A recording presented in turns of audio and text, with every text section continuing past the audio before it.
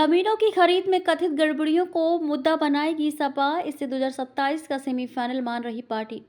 सपा उपचुनाव में जमीनों की खरीद में कथित गड़बड़ियों पर फोकस करेगी। भ्रष्टाचार, खाद्य संकट, कानून व्यवस्था, संविधान और बेरोजगारी उसके प्रचार के मुख्य मुद्दों में शामिल रहेंगे।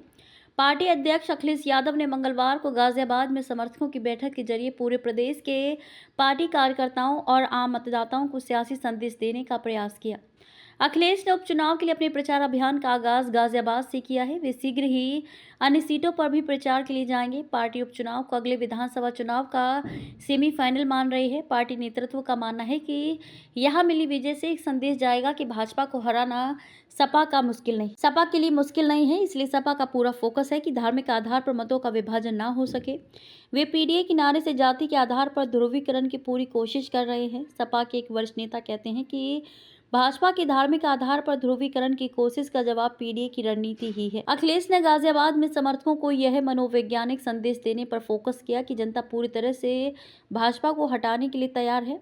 अगर सपा कार्यकर्ता बूथ स्तर पर काम करें तो यूपी की सत्ता हासिल करने का उनका लक्ष्य आसानी से पूरा हो सकता है। महानगरों में जमीनों के धंधे को लेकर जिस तरह की शिकायतें आ रही हैं, उसे मुद्दा बनाने में सपा पीछे नहीं रहना चाहती। यही वजह है कि अखिलेश ने सार्वजनिक मंच से कहा कि गाजियाबाद में ही नहीं, लखनऊ और अयोध्या में भी जमीनों की खरीद फरोख्त का रिकॉर्ड रजिस्ट्री विभाग सार्वजनिक करे। इसे उपचुनाव में सपा का मास्टर स्ट्रोक माना जा रहा है। भाजपा सरकार के सभी असंवैधानिक फैसले बदले जाएंगे। मदरसा शिक्षा के मामले में सुप्रीम कोर्ट के फैसले पर अखिलेश यादव ने कहा कि भाजपा सरकार ने कई असंवैधानिक फैसले लिए हैं। हमें भरोसा है कि जितने भी असंवैधानिक फैसले भाजपा सरकार ने लिए हैं वे सब बदले जाने चाहिए। हाईकोर्ट और सुप्रीम कोर्ट ने ऐसे फैसलों पर भाजपा सरकार को कई बार कड़ी फटकार भी लगाई है।